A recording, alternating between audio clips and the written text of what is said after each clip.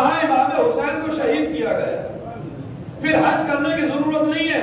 امام حسین نے آخری ٹائم میں اپنے حج کو عمرہ سے تبدیل کیا. تو جب امام حسین نے نہیں کیا تو ہم کیا کریں؟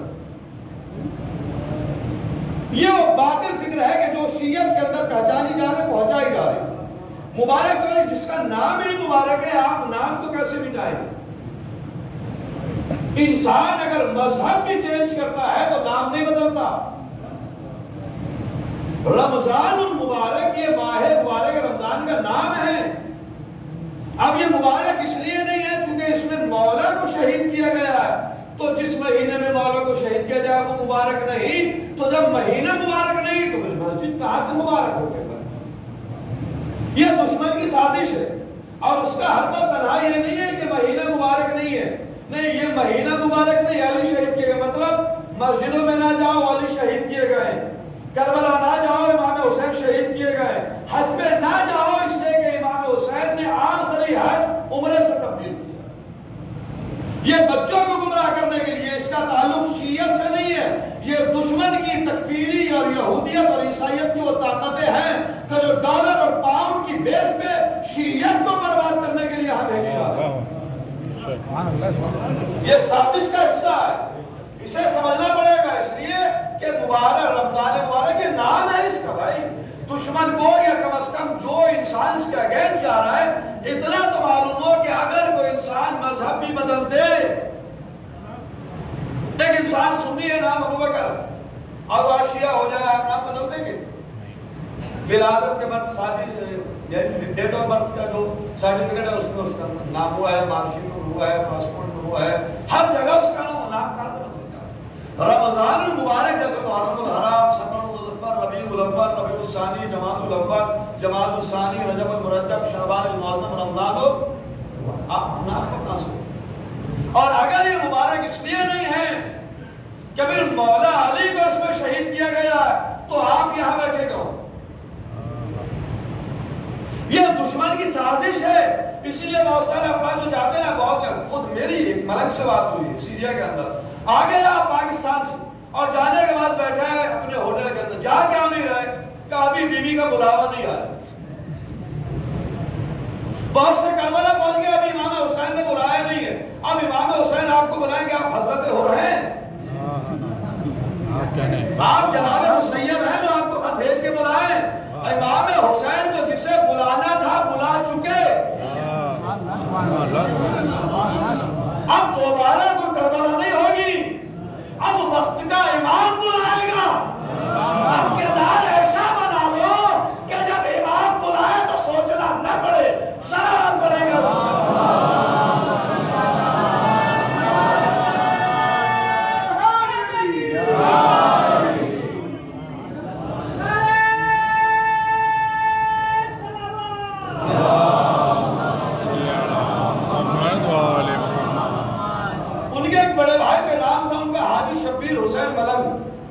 میری آنکھوں کے سامنے کی بات، ان کے چھوٹے بھائی تھے توقیر حسین، اور انہوں نے ان سے کہا کہ جناب یہ آپ نے اپنے نام کے سامنے حاجی کیوں لگایا؟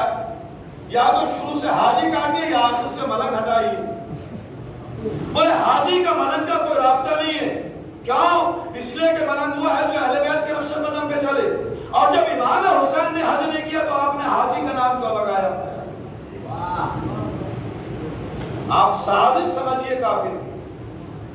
دشمن کو میں پھر بار بار کہہ رہا ہوں، آج کے ٹائم میں کچھ زیادہ خاگے سوا بیچ رہے ہیں، کچھ دین بیچ رہے ہیں اور کچھ ولایت کو بیچ رہے ہیں.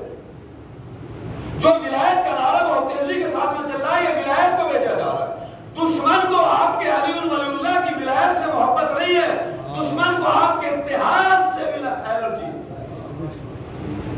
لہٰذا کہا بھائی اب آپ حاجی بنیے یا ملنگ بنیے. حاجی کا اور ملنگ کا کون سا کانسیپٹ آ گیا ہے؟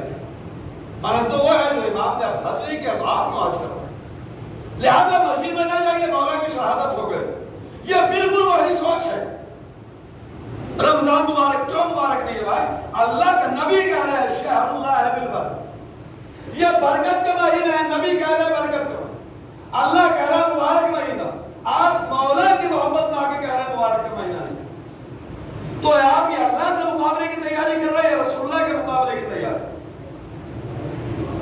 عزیزان ایمان ڈوز بڑے خطرناک، اور یہ دھیرے دھیرے دشمن جب آتا ہے تو ڈائریکٹ بڑا حملہ نہیں کرتا، دھیرے دھیرے بیچ بولتا۔ لہذا ان چیزوں سے اپنے آپ کو بھی بچائیے، اپنے بچوں کو بھی بچائیے۔ یہ وہ ہے کہ کہیں نہ کہیں کھلم کھلا قرآن اللہ اور رسول اللہ کی مخالف۔ عزیزان بات ماہ مبارک رمضان کی چلتی، آئیے بات ایک میسج ہو گیا، ایک میسج کہہ کے دوسرا میسج انشاءاللہ پھر کبھی رہ جائے گا، اس کے بعد میں دیکھا جائے گا وقت۔ آپ نے نام سنا بہت مشہور و معروف مقدس ہستی کا نام، جسے حضرت مریم بنت عمران کہا جاتا ہے، جناب عیسیٰ علیہ السلام کی ماں۔ جناب اس کو میں مسلسل ایک مرتبہ مطابع المومنین پڑھ چکا ہوں، مگر بالکل مختصر کرتے ہوئے شارٹ کرتا ہوں۔ حالات یہ ہو گئے ہیں کہ آخر میں جناب عیسیٰ اور جناب عیسیٰ کی والدہ ایک جبل لبنان کے اندر ایک پہاڑی پہ رہتے ہیں، جہاں کوئی کھانے کا اہتمام نہیں ہے، کوئی پینے کا اہتمام نہیں۔ کھانے کے لیے جناب عیسیٰ گھاس کو اکٹھا کرتے ہیں جو ماں باپ کھاتے ہیں، اور روز اس سے افطار کیا۔ پانی جو گڑھوں کے اندر جمع ہوا پانی، جناب عیسیٰ اس پانی کو لے کر آتے ہیں، اور لانے کے بعد وہ پانی جناب عیسیٰ جیسا نبی اور جناب مریم۔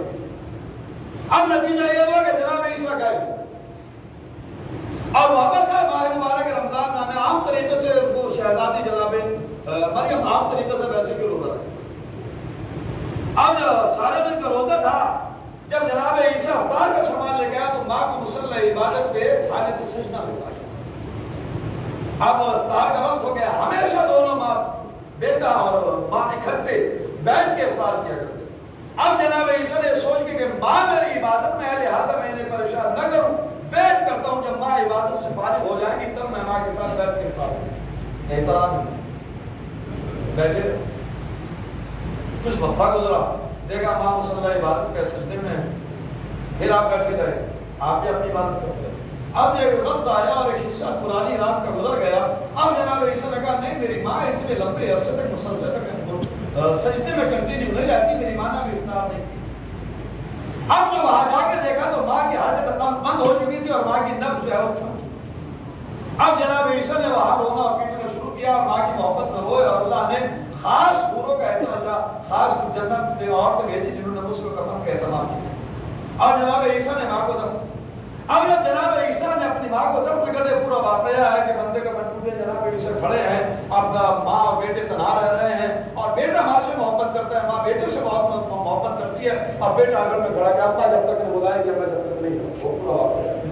لہٰذا کچھ عرصے کے بعد، یہ درس مومنی، کچھ عرصے کے بعد جناب عیسیٰ نے اپنی ماں کو خواب میں دیکھا، اور خواب میں دیکھنے کے بعد پوچھا ماں آپ ماشاءاللہ دنیا میں ہر قسم کی آپ نے عبادت کی، اور آپ کو اللہ نے آخرت میں ہر شے کی نعمت سے نوازا، معصومہ یہ حکم شرف جناب عیسیٰ کی ماں ہے، خانہ خدا جو بیت المقدس کا متولی ہے ان کی بیٹی ہے، معمولی شرف نہیں، پھر معصومہ ہے، مطہرہ ہے، مصطفیٰ ہے۔ اللہ نے ارشاد فرمایا یا مریم ان اللہ اصطفاک و طہرک واصطفاک علی نساء العالمین، مطہرہ ہے، مصطفیٰ ہے، معصومہ ہے، مادر عیسیٰ ہے، حجت خدا کی ماں ہے، کوئی ضرورت نہیں تھی۔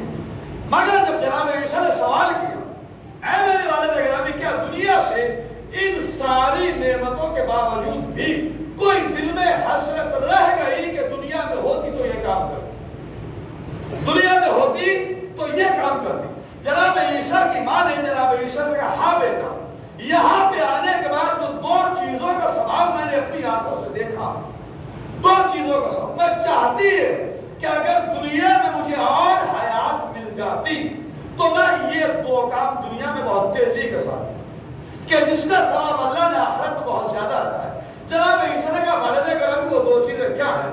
جناب عیسیٰ کی والدہ نے کہا بیٹا دو چیزیں کہ جن کی میں خواہش جنت میں اس کا ثواب دیکھنے کے بعد کرتی ہوں، پہلی چیز یہ ہے کہ سردی کی عبادت،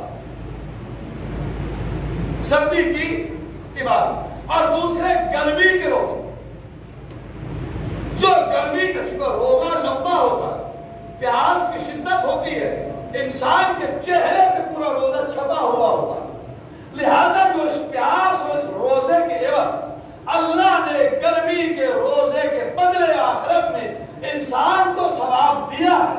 اگر وہ ثواب اسے معلوم ہو جائے تو اس سردی میں کبھی روزے رکھے ہی نہیں، روزے قضا بھی رکھے تو گرمی کا انتظام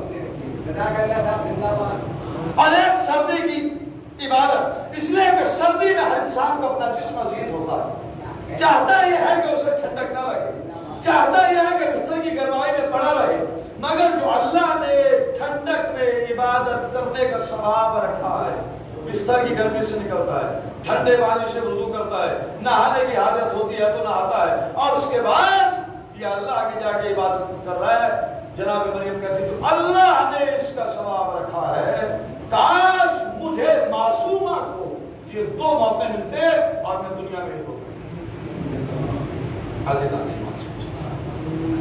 سردی کی عبادت، گرمی کی۔ پھر مولا علی علیہ السلام حضرت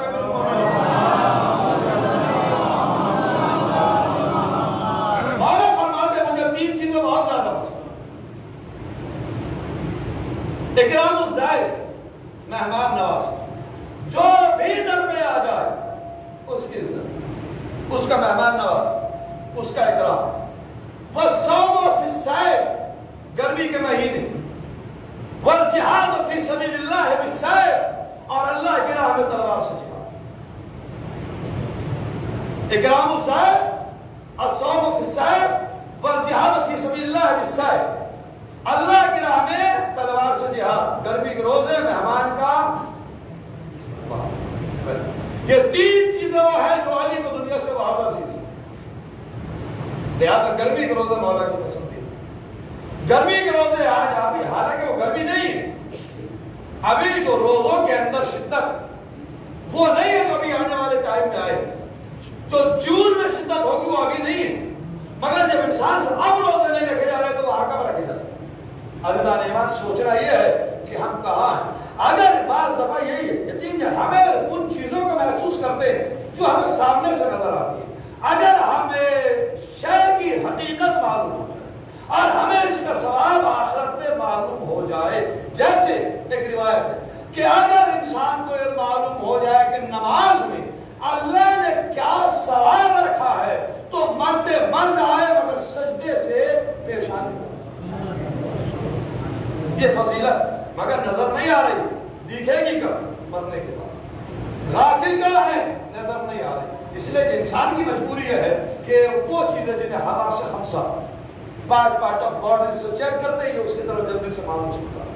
کوئی چیز دیکھ رہا ہے، ہاتھوں سے ٹچ کر رہا ہے، زبان سے چکھ رہا ہے، کانوں سے سن رہا ہے، یا کسی چیز کی خوشبو کو ناک سے سن رہا ہے تو یہ اس پہ جلدی سے بھروسہ کرتا ہے، مگر جو اس کے بعد پیچھے ہے وہ اس کی سمجھ میں نہیں آتی۔ اسی لیے جہاں یقین کے مراتب کے بعد تین مرتبے ہیں یقین، علم الیقین، عین الیقین، حق الیقین۔ آخری مجلس گفتگو، آخری خطرہ گفتگو تمام کون سا؟ علم الیقین، عین الیقین، حق الیقین، مگر تینوں مرتبوں میں فرق ہے۔ یقین کی تینوں قسمیں ہیں مگر تینوں قسمیں علیحدہ علیحدہ۔ کیسے؟ مثال کے ذریعے سمجھو۔ علم الیقین، آپ کو علم ہے کسی شے کے یقین، مثلا آگ جلاتی ہے، مثال ہے، آگ جلاتی ہے، اس کی آپ کی نالج ہے۔ عین الیقین، آگ جلاتی ہے، آپ دیکھ رہے ہیں، لکڑی جالی جلاتی۔ ایک ہے حق الیقین، اپنے ہاتھ کو آگ میں ڈال کے اپنے جسم کو پر محسوس کریں۔ آپ کو اتنے جلدی علم الیقین نہیں آئے گا، علم ہے آگ جلاتی، کیسے جلاتی ہے نہیں پتا۔ عین الیقین، آگ سے دیکھ رہے ہیں کہ آگ کے سامنے آگ جلا رہی ہے، آپ کی سمجھ میں نہیں آئے گا، مگر جب آپ اپنے ہاتھ کو آگ میں ڈالیں گے اور وہ جلائے گی، تکلیف ہوگی، تب سمجھ میں آئے گا آگ کیسے جلاتی ہے۔ اسی لیے حق الیقین، یہ یقین کی وہ آخری منزل کہ جو یقین کی آخری منزل، علم الیقین عین الیقین سے بڑھ کے۔ اسی لیے حضرت علی، حضرت عباس کی زیارت میں خطرہ ہے، جاہدت فی سبیل اللہ حتی اتاک الیقین، اے میرے مولا آپ نے اللہ کی راہ میں یہاں تک جہاد کیا کہ آپ نے موت کو اپنے جسم کے اوپر موت کے مزے کو، حق الیقین کی منزل میں آگے آپ، اور جتنے بھی شہداء کربلا ہیں انہیں موت کے بارے میں علم الیقین تھا، علم الیقین بھی تھا، مگر سب حق الیقین کی محنت سے۔